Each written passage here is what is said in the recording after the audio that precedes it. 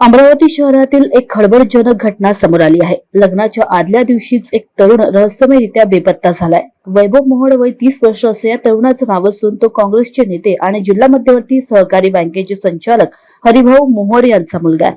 वैभव हा अमरावतीतील शिवाजी महाविद्यालयात लिपिक म्हणून कार्यरत आहे।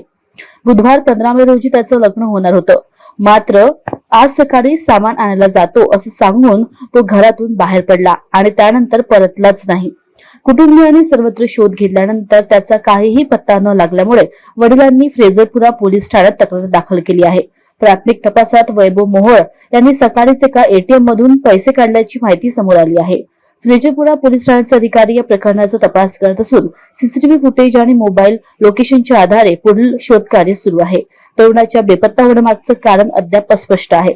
लग्नाच्या आदल्या दिवशीच वराचा बेपत्ता होणं हे चिंतेची बाब असून संपूर्ण कुटुंबियांसोबत परिसरातही या घटनेमुळे खळबळ उडाली आहे। पोलीस तपासातून लवकरच काही ठोस माहिती मिळेल अशी अपेक्षा आहे।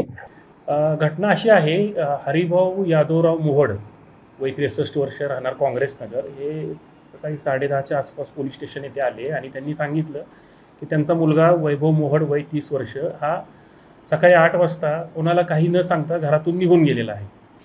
त्यानंतर त्यांनी त्यांच्या त्या तक्रारीवरून आम्ही मिसिंग दाखल केलेली आहे। मिसिंग दाखल करून तांत्रिक तसेच आम्ही तो कुठल्या दिशेने जाऊ शकतो त्या भागातील सीसीटीव्ही फुटेज चेक केले आहेत। तपास सुरू आहे। आज त्यांच्या मुलीकडेचं त्याचं लग्न ठरलेलं आहे। मुलीकडे आज हळद होती दिवसाला आणि उद्या त्या दोघांचं लग्न होतं।